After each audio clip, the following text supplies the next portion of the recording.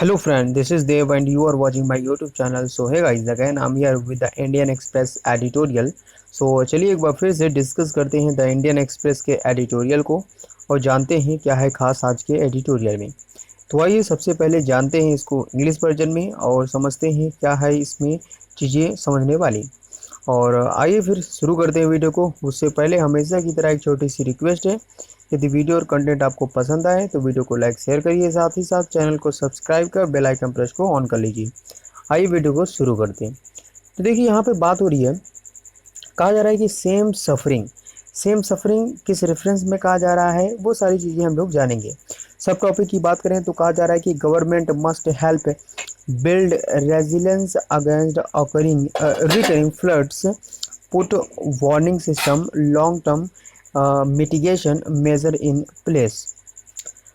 सो कहा जा रहा है कि वही दुख सरकार को बार बार आने वाली बाढ़ के खिलाफ लचीलापन बनाने में मदद करनी चाहिए, ऐसा यहाँ पे बताया जा रहा है। आइए जानते हैं क्या है पूरी न्यूज़। तो कहा जा रहा है कि even as Assam become the site of the political turmoils in Maharashtra, people in north eastern are facing the fury of the Brahmaputra, Barak and their tributaries. Nearly 100 people have lost their lives in the rain-induced landslide and flood that have engulfed 30 of Assam's 35 districts. A geographical sweep described as unprecedented by experts। आइए देख लेते हैं इसका क्या मतलब है यहाँ पे। तो बात हो रही है, कहा जा रहा है कि चेतावनी प्रणाली दीर्घकालीन समन उपायों को लागू करना चाहिए, क्योंकि असम महाराष्ट्र में राजनीतिक उथल पुथल का एक स्थल बन गया है। पूर्वोत्तर राज्य में लोग ब्रह्मपुत्र और बराक ई के प्रकोप का सामना कर रहे हैं और उनकी सहायक नदियां भी इस प्रकार की प्रकोप से मदद करती जा रही है। लगभग बात हो रही है कि असम के 35 में से 30 जिलों में बारिश से प्रभावित भूस्खलन और बाढ़ में लगभग 100 लोगों की जान चली गई, और जिसमें यह भी बताया जा रहा है कि जिसे विशेषज्ञों ने अभूतपूर्व बताया है। केंद्र और राज्य सरकार ने राहत कार्य शुरू कर दिया है। आइए इसको देख लेते हैं एक बार फिर से इंग्लिश वर्जन में। तो बात हो रहा है, कहा जा रहा है कि the centre and the state government have commenced relief operation, but the raging rivers have robbed those activities। Assam Chief Minister Himant Biswa Sarma has reportedly said that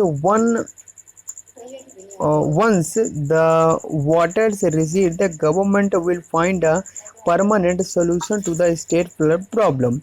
और फाइनली ये भी कहा जा रहा है कि similar statement have been made before including in 2020 by then CM Sarbananda Sonowal, but words have really been matched by action. मतलब यहाँ पे कहा जा रहा है कि जो पिछले सीएम थे जिनका नाम सर्बानंद सोनोवाल था, उन्होंने भी यही स्टेटमेंट कहा था, लेकिन उनके कहने और करने में बहुत ही ज़्यादा अंतर देखने को मिला। अब वही चीज़ यहाँ पे जो नए सीएम है वो भी रिपीट कर रहे हैं। तो कहाँ तक ये बात सही होगी, ये भी देखने वाली बात है। आइए समझते हैं इसको हिंदी वर्जन में। तो कहा जा रहा है, यहाँ से देख सकते हैं, केंद्र और सरकार ने राहत कार्य शुरू कर दिया है, लेकिन उग्र नदियों ने इन गतिविधियों को रोक दिया है। असम के मुख्यमंत्री हिमंत बिस्वा शर्मा ने कथित तौर पर कहा है कि एक बार जब पानी कम हो जाएगा तो सरकार राज्य की बाढ़ समस्या का स्थायी समाधान निकालेगी। और आगे ये भी कहा जा रहा है कि इसी तरह के बयान पहले भी दिए जा चुके हैं, जिसमें 2020 में तत्कालीन सीएम सर्बानंदा भी शामिल हैं। चलिए आगे की न्यूज़ जानने की कोशिश करते हैं। यस, यहाँ से देखेंगे, कहा जा रहा है कि for more than half a century Assam has relied on embankment to stave off the swelling rivers during the monsoons।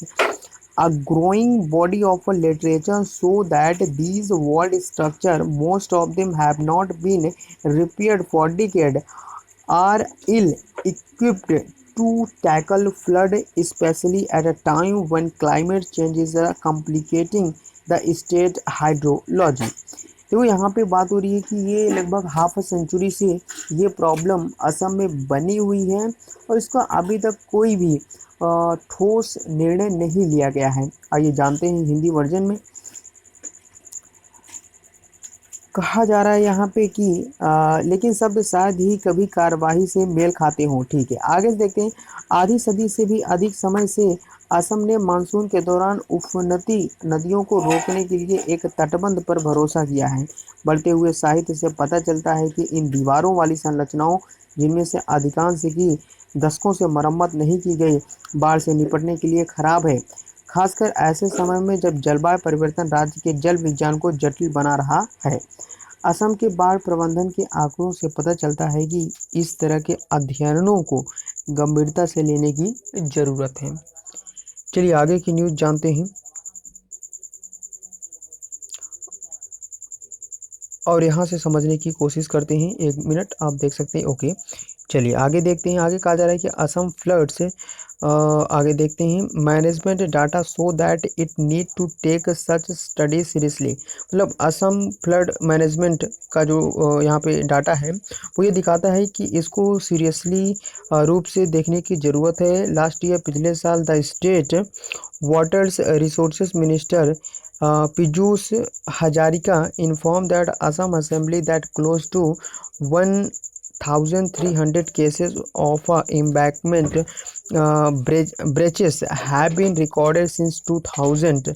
Reports of the State Disaster Management Authority show that problem has intensified in recent times. Flood ripped apart nearly 200 embankments in 2020. This year, they have destroyed nearly 300 such structures. A report of a parliamentary standing committee on water resources last year advised the state government to strengthen flood protection structure. देखो यहाँ पे बात हो रही है कि ये कोई आज की बात नहीं है, ये हमेशा से असम में प्रॉब्लम आती रही है और कहीं ना कहीं ये प्रॉब्लम फेस करना पड़ा है असम को हमेशा से। लेकिन ऐसा नहीं है कि रिपोर्ट पहले से नहीं बताई गई, एक्शन उसके अनुरूप नहीं लिया गया, तो ये प्रॉब्लम कई समय से असम में देखने को मिल रही है। और ये कुछ चीज़ें यहाँ पे और देखते हैं। कहा जा रहा है कि address soil erosion and desilt river but these measures continue to be on the to-do list of the Assam government. In fact, the state's flood management outlay has come down in the past 2 years. देखते हैं तो देख सकते हैं यहाँ पे बताया जा रहा है कि यहाँ पे कहा जा रहा है कि असम के बाढ़ प्रबंधन के आंकड़े से पता चलता है कि इस तरह के अध्ययनों को गंभीरता से लेने की ज़रूरत है।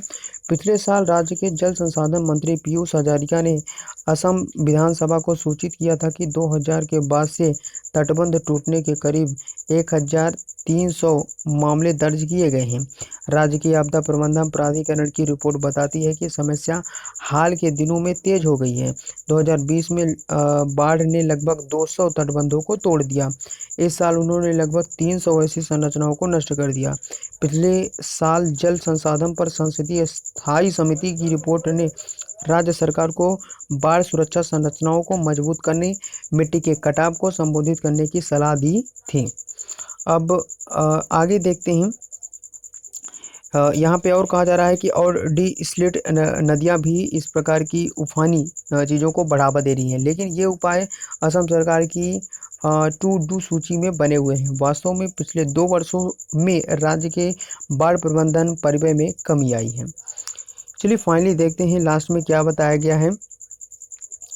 आगे कहा जा रहा है कि Assam has received nearly twice its average June rainfall in the first 3 weeks of the month. The state rainfall for March May was 62% more than the normal average. Destruction of natural wetland and outmoded sewer system in the state cities, including in Guwahati, projected to be a smart city by 2025, have made these urban centers susceptible to waterlogging. Water bodies restoration and sewer system overhaul might take time. Meanwhile, the state government would do well to build people's resistance to the element in cities, towns, and villages. Such measures include putting flood warning system in place and shifting people and livestock to suffer location the state annual suffering must and. देखिए बहुत अच्छी और way forward यहाँ पे solution बताया जा रहा है। आइए देख लेते हैं इसको हिंदी वर्जन में। कहा जा रहा है कि असम में महीने के पहले 3 हफ्तों में जून की औसत बारिश से लगभग 2 गुना बारिश हुई। मार्च मई में राज्य में सामान्य औसत से 62% अधिक बारिश हुई। राज्य के शहरों में प्राकृतिक आर्द्रभूमि और पुराने सीवर सिस्टम के विनाश गुवाहाटी सहित 2025 तक एक स्मार्ट शहर होने का अनुमान है।